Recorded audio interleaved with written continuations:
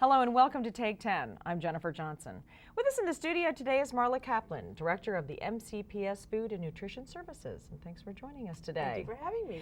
Well, we're here to talk about school meals, school lunches, and I understand there were new federal guidelines that went into effect when school began in August. So tell me about, let's start with talking about those. What were the new guidelines that went into place? The new guidelines talked about a minimum and a maximum calories, but there was always a minimum calories that school systems had to meet in order to meet the guidelines. The new was there was a maximum number of calories, which is fine because it's never been a challenge for us. With the low fat content of our meals, it's always been really a challenge to meet the minimum. That's one of the guidelines. The biggest one is that every student that gets a lunch that's considered a reimbursable meal has to take a half a cup of fruit and vegetable in order for that meal to become reimbursable. So the kids go through the line and they have to take a what is it, either half a cup of fruit or vegetable. Up until this year, the students had to take 3 out of 5 components in order for that meal to be reimbursable. This year, one of those components has to be a fruit or vegetable. So how has that gone over with the kids? In many cases, it's not a big deal. In the elementary school, they're used to taking fruit. The meal that they receive as their entree comes with a vegetable, so that's not a big deal. In the middle schools, it's not a big deal. In high schools, kids are a little reluctant to be told that they have to take a fruit or vegetable. Right. And we've gotten reports from parents, concerns from parents that say that, you can't do that. Really? Yeah. But, by and large, in the big picture, it's encouraging students to at least try a fruit or vegetable. I think it's great that we have the ability to force a child basically to take a fruit or vegetable. I would be writing to you saying, hooray, my kid will finally eat a fruit or a vegetable. Exactly. And in many cases it may be new for them, but if they take a bite or they see their friend eating it, they're more likely to take a bite, and if they take it, they're more likely to like it and create a habit that'll last the rest of their lives. So it's a good thing. Right. We were talking earlier that has been very expensive for you guys. Oh my gosh.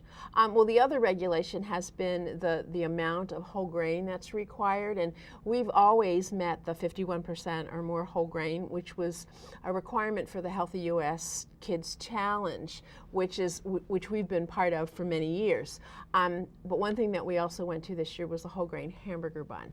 Really? Well, it's funny because we held off on the hamburger bun because many years ago we tried a whole grain hot dog roll that was brown, that looked whole grain, and the kids wouldn't eat it. So we were able to find a white hot dog roll that the kids are fine with. And so it took this long to find a white flour-looking hamburger bun.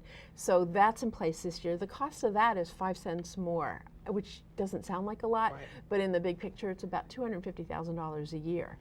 For our fruits and vegetables, just from the first semester, our food cost for fruits and vegetables is about $600,000, which is about 46% higher than it was this time last year. But it's worth it, to see kids eating fruits and vegetables, taking them, selecting them, and the choices that are available on the lines are just fabulous. And in elementary school, the line is just filled with color. Red peppers and cucumber sticks and celery sticks and snap green peas and cherry tomatoes. It's great. Because you've gone the fresh route versus the fruit cups and the canned stuff. Right. One of the regulations says that all students that go through the line have to have access to the color of the day. So the best way to do that is to offer it as a side item on the serving line. And the kids in the elementary schools are really, really enjoying it. So when you're getting increased costs of $400,000 and $200,000, how do you make up that money? Because you're not funded through taxpayer dollars, correct? No, we are an enterprise fund. So what funds us is the reimbursement that we get for meals, as well as the other services that are provided, such as the catering service. We provide the summer meals program, the child and adult care food program, and we do sell a la carte items in schools. Also, vending machines that are in compliance with our wellness regulations during the school day. The revenue from those vending machines that are in our dining room space comes back to food services. The one thing that I didn't mention is by us complying with the new regulations, we receive 6 cents per meal additional in reimbursement, which again doesn't sound huge, but at the end of the year, that will equate to about $600,000.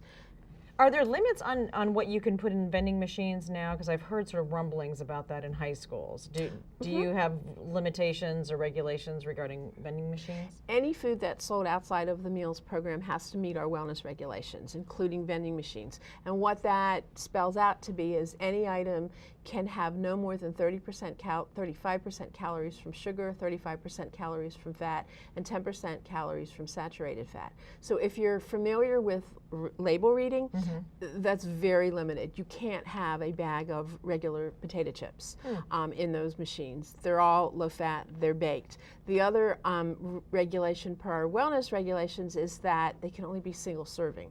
So even though a serving might meet those, it can't be a 3 serving or 2 serving package. And it is limited. Water, 100% juice, no carbonated beverages, and so they're not available throughout the school day to any student. And those vending machines that have soda and other products in them, because schools are used for other events after the school day, they're on timers, so students can't access those machines during the school day. The federal regulations regarding the maximum calories, was that designed so school systems wouldn't create sort of the, I hate to bust Big Mac, or those kinds of hamburgers where, you know, one thing would be 700-800 calories? Was that the reasoning behind that? Well, the reasoning behind that was to speak to obesity. Many school districts provide enormous meals for their athletes. We don't. We have provided a meal for students that meets the guidelines. But in many cases, there are, you know, all-you-can-eat type meals that are provided for students that need additional calories. We never have done that here. And, you know, to be honest with you, it was more an awareness, and it did gain a lot of public comment.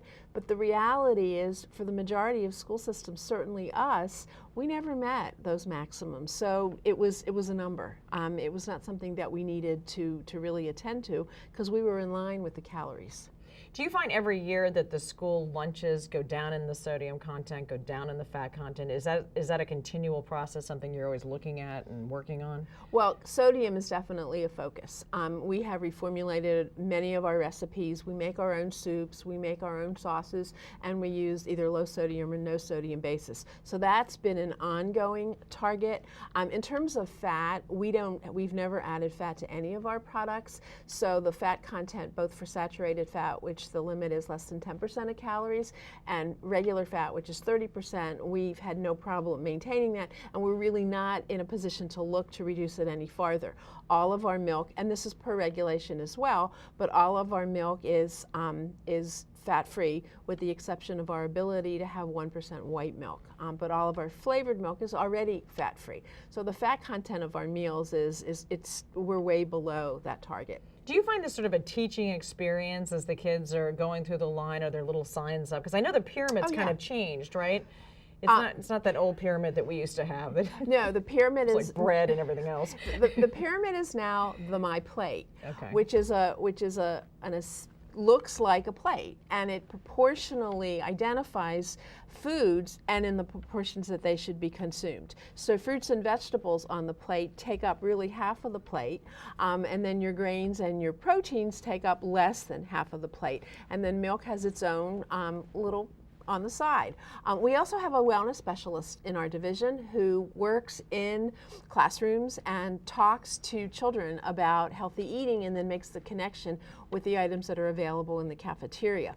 Also, as part of the regulations, is that all of there's signage in all of the cafeteria that identifies the component of the meal. The protein, the fruit, the vegetable. And there's signage that tells children that they have to take a half a cup of fruit or vegetable. It reminds them, did you remember to take your half a cup of fruit or vegetable? So we see ourselves as part of the academic piece of the day. So there's constant teaching that goes on in the schools about nutrition from our end. Very good. Marla, we're out of time. Great information. Thank you very much. Thank you. Good to see you. Good to see you too. And thank you for giving us a few minutes of your time. Remember to visit us on the web at the link on your screen. I'm Jennifer Johnson. Join us next time here on Take Time.